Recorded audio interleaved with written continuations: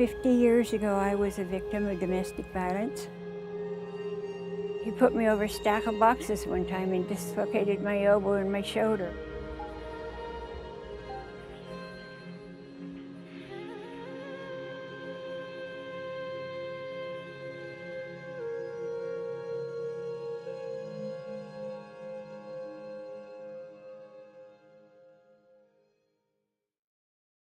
Domestic violence happens every single day, every single year, and we need to stop it.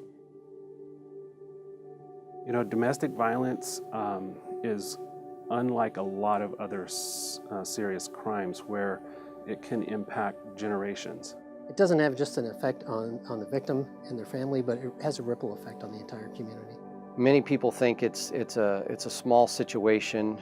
They try to minimize it, but it really it's big. The largest misconception about domestic violence is that the only people who are affected are the actual victims of physical violence. Not only do you have children who may witness domestic violence, maybe witnessing their parents angry and hurting each other and physically hurting each other, you also have the effects of emotional abuse.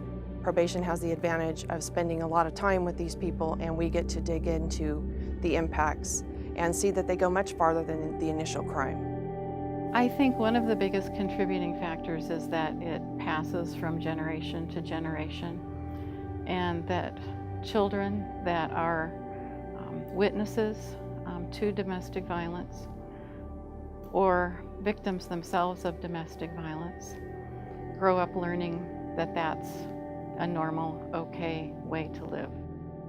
It is what it is. It's a tragedy. It's a travesty to the family, and not just to the singular family that's in the residence, but brothers and sisters and mothers and fathers and friends and co-workers.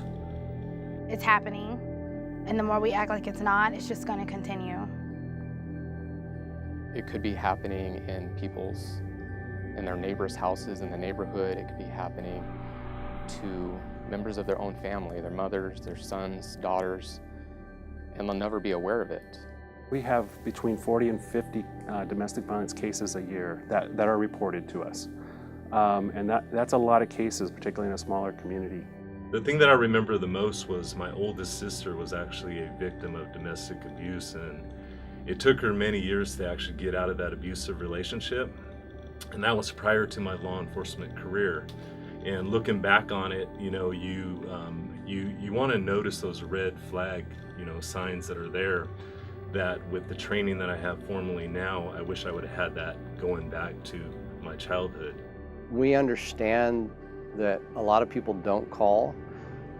Those that do, we can really help them if they just understand that this is a big deal. And too many times it's minimized, and we really want to break that cycle and get people to understand that we don't want it minimized. We want them to be honest and truthful with us. All we can do is continue to make people aware of the telltale signs of an abuser and the domestic violence situation, and empower the abused to stand up and walk away and stand on their own 2 feet and accept the resources that we do have to help people do that. I believe it's my responsibility to my community to help educate the community about domestic violence so that we can mitigate the impacts. This is everyone's issue. This is everyone's issue. This is everyone's issue. We all want to live in a community where everyone feels safe. Domestic violence isn't just a big city issue. Make a difference. Empower. Give strength. Mantente fuerte. No estás solo. Stop domestic violence in Kings County. Stop domestic violence in Kings County. Stop domestic violence in Kings County. I survived, and you can too.